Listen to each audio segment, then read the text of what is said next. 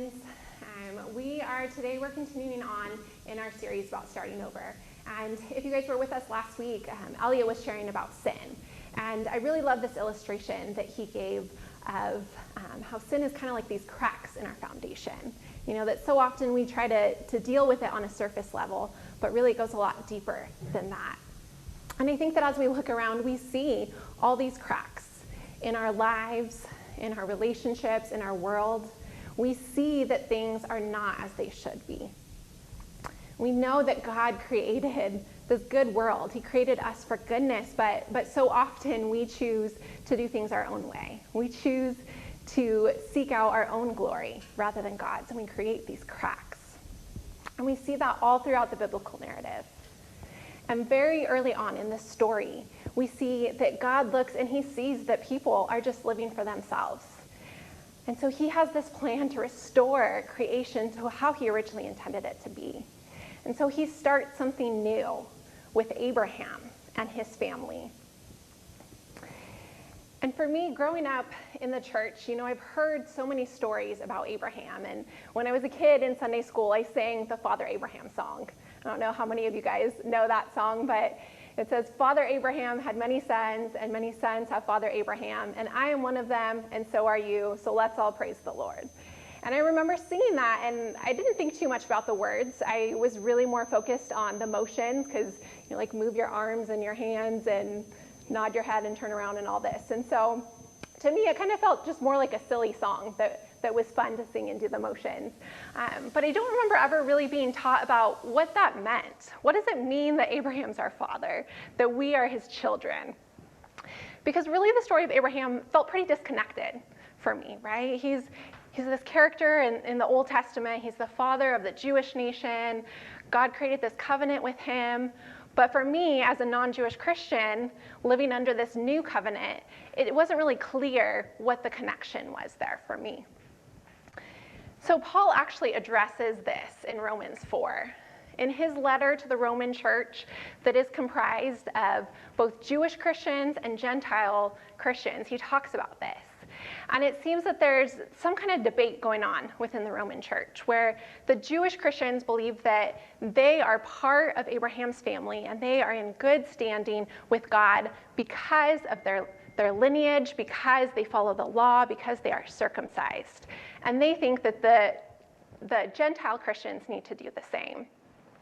But the Gentile Christians were feeling like, we don't live under the law, we live under grace. And it seems that there were even some of them that went so far as to think, because we live under grace, it doesn't really matter how we live, like we're covered. And what Paul is telling the Roman church in this letter is that it's not really either one of those. What God wants for us is kind of somewhere in the middle. And so in Romans 4, Paul is answering this question of what does it mean to be a part of Abraham's family? What does it mean for us to be righteous, which is to be in good relationship and good standing with God? And so he sums it up by quoting Genesis 15:6. And in Romans 4:3, he says, Abraham believed God, and it was counted to him as righteousness. And so we see the idea of righteousness and being in good standing with God is about faith. It's more than religion and just following a set of rules, but it's also more than just this head knowledge and saying that we believe something and then living however we want to live. As we learn more of Abraham's story, we see that his faith was shown in the way that he lived, in the way that he interacted and partnered with God. And in fact, Abraham was chosen because he was willing to trust and follow God, even when it meant sacrifice and even when he didn't understand. And so we are considered part of Abraham's family when we trust and follow God as well. And so it's important for us to understand Abraham's story because it points us to what God has always desired for humanity. You see, the Bible is all connected, from creation to Abraham to Jesus and beyond. God has always desired that his people would trust him and walk in partnership with him.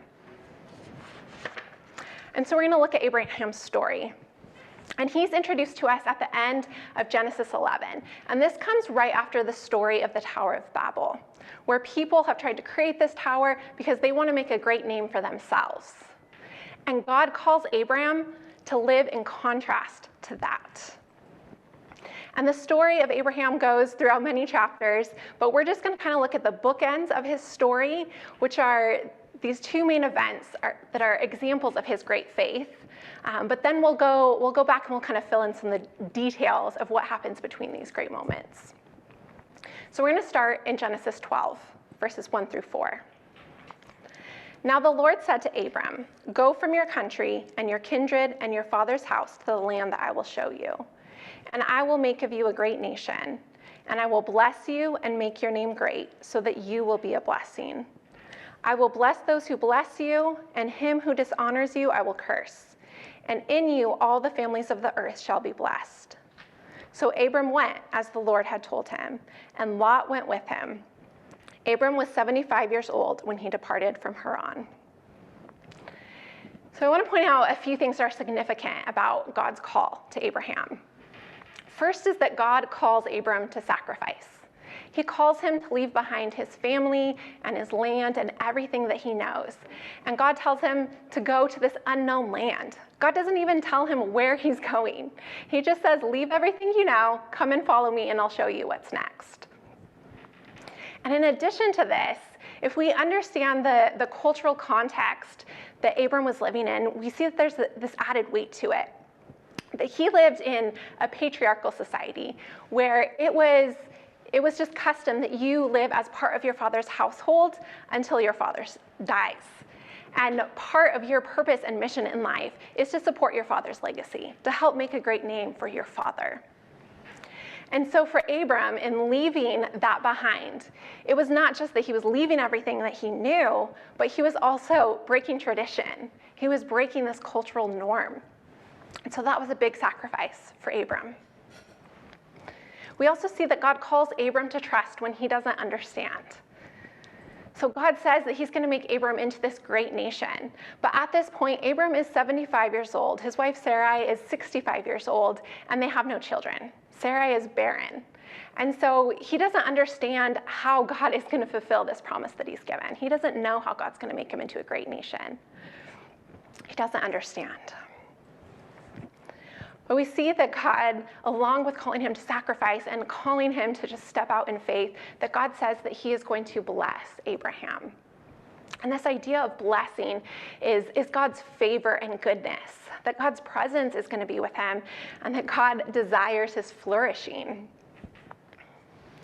And we see that it's not just about blessing for Abram, but there's this personal and corporate blessing. That God says, yes, I'm going to bless you, but also in you, all families of the earth shall be blessed. So this is not just about Abram making a name for himself. But God calls Abram because he's someone who's not concerned about just making a name for himself. He's willing to live in such a way that's a blessing to others. God's desire has always been for the flourishing of all creation. It's never been just about one specific group of people. God is doing the work of restoration, and he's inviting Abram and his family into that work to partner with him. And so essentially in God's call to Abraham, he's saying, do you trust me? Will you follow me? And Abram says yes, and he follows where God leads. We're going to jump ahead now to chapter 22 of Genesis. And at this point in the story, Abraham now has his promised heir. God has given Abraham and Sarah this biological son in Isaac. And so part of the promise that God has given to Abraham has been fulfilled. And then God asks Abraham to sacrifice his son Isaac. So we read in chapter 22 of Genesis. After these things, God tested Abraham and said to him, Abraham. And he said, here I am. He said, take your son, your only son Isaac, whom you love, and go to the land of Moriah and offer him there as a burnt offering on one of the mountains of which I shall tell you. So Abraham rose early in the morning, saddled his donkey, and took 2 of his young men with him and his son Isaac. And he cut the wood for the burnt offering, and arose and went to the place of which God had told him. On the third day, Abraham lifted up his eyes and saw the place from afar. Then Abraham said to his young men, "Stay here with the donkey. I and the boy will go over there and worship and come again to you." And Abraham took the wood of the burnt offering and laid it on Isaac his son. And he took in his hand the fire and the knife. So they went both of them together. And Isaac said to his father, "My father." And he said, "Here I am, son." He said, "Behold the fire and the wood, but where is the lamb for the burnt offering?" Abraham said, "God will provide for himself the lamb for a burnt offering, my son." So they went, both of them together. When they came to the place of which God had told him, Abraham built the altar there and laid the wood in order and bound Isaac, his son, and laid him on the altar on top of the wood. Then Abraham reached out his hand and took the knife to slaughter his son. But the angel of the Lord called to him from heaven and said, "Abraham, Abraham." And he said, "Here I am." He said, "Do not lay your hand on the boy or do anything to him. For now I know that you fear God, seeing you have not withheld your son, your only son, from me." I don't know about you guys, but when I read this story, it's pretty uncomfortable.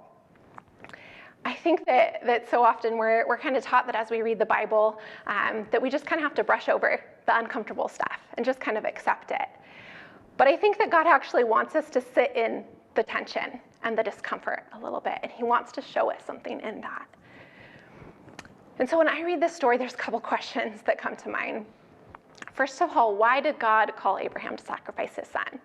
Like, even though he doesn't make him go through with it, it kind of seems a little twisted to put him through that, right? And then why was Abraham willing to do it? And it's important for us to understand a little bit of the cultural context here again, that in this time, it was very common in many religions to perform child sacrifice. And so for God to say this to Abraham, it might not have been quite as shocking to Abraham as it is to us. But still, he's a father who loves his son. He's been waiting so long for this child. God has finally fulfilled this promise, and he's got to feel a little confused and conflicted about sacrificing his son. And I would imagine that if Abraham didn't feel conflicted, that would almost be concerning to God. Like, that would be a red flag if he didn't care about his son. But we see that God is using this as a test. Once again, he's asking Abraham, "Do you trust me? Will you follow me?" And God is also trying to show Abraham what he's like. Remember, God is doing something new here. He's creating a new people, a new way of living. And so he's trying to show them that he's not like the other gods that people have created. He doesn't want his people to die. He doesn't want to harm them. But he actually wants to offer them life, and he wants to bless them. And so Abraham passes this test. He trusts and follows God even when he doesn't understand. And we see God's response to this in verse 15. And the angel of the Lord called to Abraham a second time from heaven and said, "By myself I have sworn, declares the Lord, because you have done this and have not withheld your son, your only son, I will surely bless you, and I will surely multiply your offspring as the stars of heaven and as the sand that is on the seashore. And your offspring shall possess the gate of his enemies. And in your offspring shall all the nations of the earth be blessed, because you have obeyed my voice." So we see in God's response that he is honoring Abraham's obedience. You see, it wouldn't have been enough for Abraham to just believe some things about God. But his actions had to actually reflect that faith. Because as it says in James, faith without deeds is dead. The righteousness that God calls us to and that Abraham modeled is faith that is lived out. And that's how we partner with God in the restoration work that he's doing. And so in response to Abraham's obedience, God restates his covenant. He reminds him, "When you follow me, there will be goodness and blessing and favor. And my blessing is not just for you, but it's for others as well." We see again both this personal and corporate blessing, that this is the work of restoration that God's doing. And we see in Abraham this love and trust in God that influences the way that he lives. He trusts that God is faithful to take care of him and to provide good things. He follows where God leads even when he doesn't understand. And he's willing to live in such a way that brings about blessing, not just for himself, but for the world. And that is why Abraham is considered righteous, and why he's the father of all who believe, and why he's held up as this hero of faith. But that doesn't mean that Abraham always got it right, or that he didn't struggle or doubt. Because if we look at the details in between these two stories that we just read, there's a lot of up and down. We see that, in the beginning, God calls Abraham and he follows. But then in the next story, there's a famine. And Abram goes to Egypt and he lies in order to protect himself and his family. And he ends up causing harm through this lie. We see in some moments where Abraham believes God and he praises God. And then there's other moments where Abraham is frustrated and confused and he's questioning God. And each step of the way, God just kind of gives him like one piece of the promise. He gives him a little bit more each step. And as he does that, Abraham believes, but then sometimes in the next story, Abraham's taking things into his own hands again. And he's trying to work out this promise and God's plan in his own way. We see that in the story of Hagar, when Abraham takes Sarah's slave Hagar and tries to use her to produce this heir. But that wasn't part of God's plan. God never intended for them to oppress somebody else in order to receive their blessing. But I think that so often we don't see the whole story of Abraham. Either we look at him as the father Abraham, like I sing about in Sunday school. We see him as this hero of the faith, and we maybe even just try to justify everything that he does because we see him as this good man.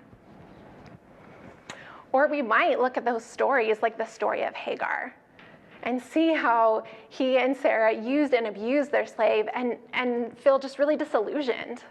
Like, man, Abraham's so screwed up. Why would God choose him? But I think we have to learn to sit in the tension a little bit.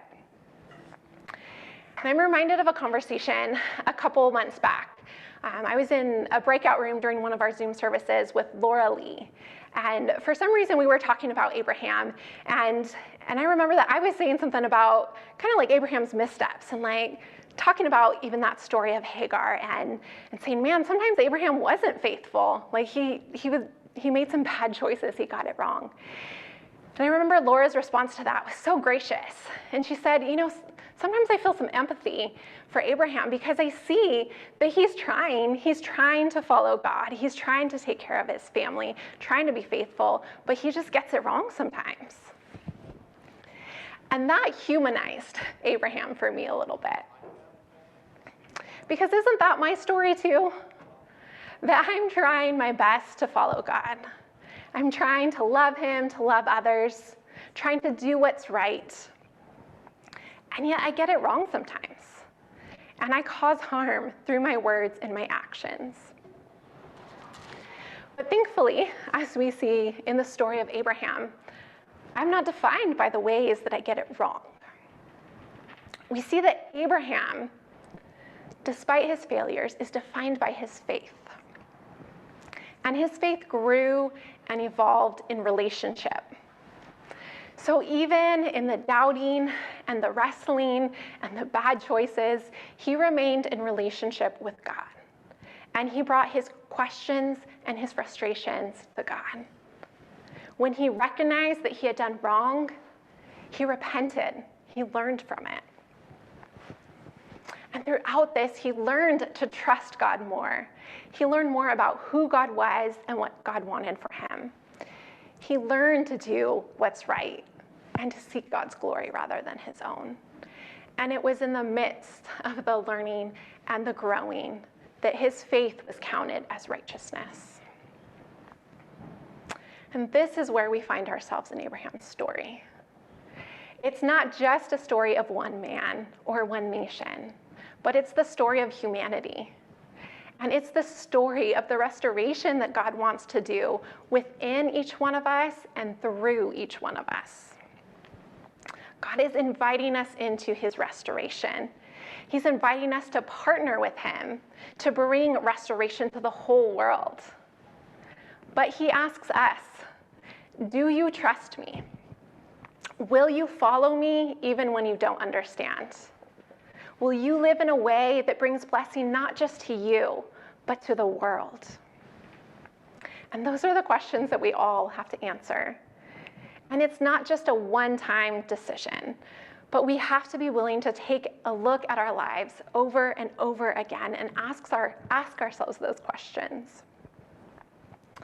And just as God's promises and blessings have both this personal and corporate significance, we need to think both personally and corporately. There are so many ways that God is personally inviting each one of us into different things, times that he might be calling us to take a certain step of faith. You know, for me, I think about a few years ago when I felt God really clearly telling me to quit my job and to spend a season being a stay-at-home mom. And for me, that was a huge step of faith. And I wrestled with that decision because I loved my job. I never planned to be a stay-at-home mom. That wasn't the way that I thought my life was going. And I didn't know what that was going to mean for my family, for my future career. And so it was a sacrifice to step out and to trust that God was leading me in what was best, that he was going to continue to work towards my goodness, that he was faithful. And even in that decision, that it wasn't just about blessing for me and my family, but that God was still going to use my life and my story in his kingdom and as part of his restoration. So there's times like that where there's something really specific that God is calling us to step into. And then there's a lot of other times where there might not be a specific path that God's calling us to take. I don't think that God always has like the specific plan for the way that we're supposed to go. There are so many times where we're at this crossroads and we have to make a decision of which way to go. And even in that, we are called to trust God's goodness in whatever choice we make. And we are called to pursue his kingdom, to look at how we can love him and love others, to trust in his faithfulness and act out of that faith. And then there's also ways that God is inviting us corporately into his work of restoration. And what stands out to me right now is that our country is in the midst of this reckoning with our nation's racial past, reckoning with the ways that there is still racism present in our country right now. Our nation was founded on pursuing the blessing for a specific group of people at the expense of others. The flourishing of white Americans has been valued, while disregarding Native people, Black people, Asian Americans, Latinos, other people of color, immigrants. And the church has been complicit in this, both in silence and in active participation in the oppression. But God's purpose for the church has always been not just about religion, but about how we live in the world and how we participate in his restoration. And so God is very much a part of the racial justice work that is happening right now. But the question is whether we choose to participate. We can choose to learn our collective history, to repent of the ways that we have contributed to systems of oppression, and to begin to participate in God's restorative work in our nation. And so in a myriad of ways, every day, God is inviting us into his work of restoration, both personally and corporately. And we have to continue to ask ourselves these questions. Will we trust that God knows what's best for us, even when we don't understand? Will we follow where God leads, even when it means that we have to sacrifice? Will we choose to pursue the blessing of not just ourselves, but of the whole world? And this is what God is calling us into. This is what he started with Abraham and what he's continuing with us. And maybe you're already in the midst of it. Maybe you're already pursuing God's restoration both in your life and in the world. And if that's the case, keep going, keep learning and growing. But maybe this is your invitation right now. Maybe this is your chance to start over. So as we close today, I have a few reflection questions that I want us to think about. First, where are you at in your journey of faith? Are you trusting God and pursuing his restoration in your life and in the world? Is there an area in your life where you are wrestling or struggling to trust God? And what is the next step that God might be inviting you into?